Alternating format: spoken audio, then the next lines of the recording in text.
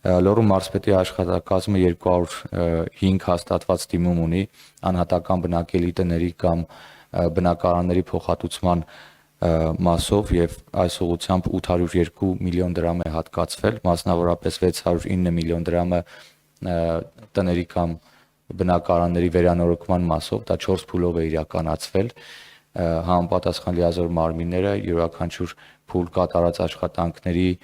ստուգումից եւ արձանագրություն կազմելուց հետո հաջորդ փուլ գումարն է փոխանցվել 4 փուլով, աշխատանքները մեծամասամբ ավարտված են, այսինքն այն տները, որ հեղեղվել էին ջրհեղեղի ժամանակ, հիմա վստահաբար կարող եմ ասել, որ շատ ավելի լավ վիճակում են գտնվում, քան մինչև ջրհեղեղը, որովհետեւ դրանք մեծամասամբ խորհրդային տարիների վերանորոգումով տներ կամ բնակարաններ էին եւ եւս 175 միլիոն դրամ հատկացվել է առաջնային անհրաժեշտության գույքի, այսինքն այդ տների կահավորման, ձեռքբերման նպատակով շարժական գույքի ավտոմեքենաների մասով մարզպետի աշխատակազմը ստացել է 166 դիմում եւ հաստատված է 166 դիմում եւ ունենք 101 միլիոն դրամ փոխհատուցում այս մասով եւս կամուրջները բոլորը վերականգնված են, մասնավորապես Սանային կայարան թաղամասում եւ Աղթալայի հատվածում ունենք ավտոմոբիլային նոր կամուրջներ։ Թումանյան փողոցի հատվածում այս պահին լայնածավալ աշխատանքներ են ընթանում երկաթբետոնն է մոտ 1 կիլոմետր հենապատի կառուցման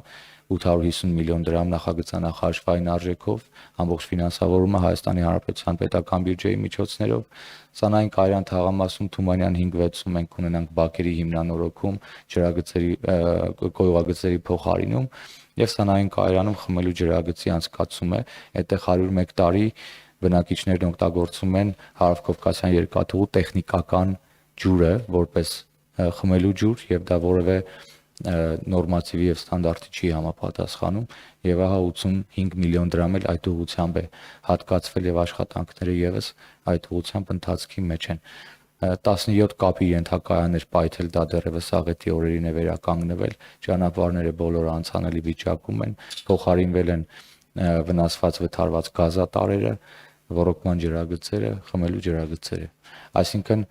մի քանի կապիտալ ծրագիր լայնամասշտաբ այս պահին ընթացքի մեջ է, մասնավորապես Ալավերդի համայնքի տարածքում,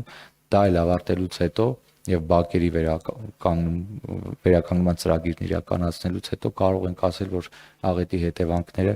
իսպառ վերացրել են։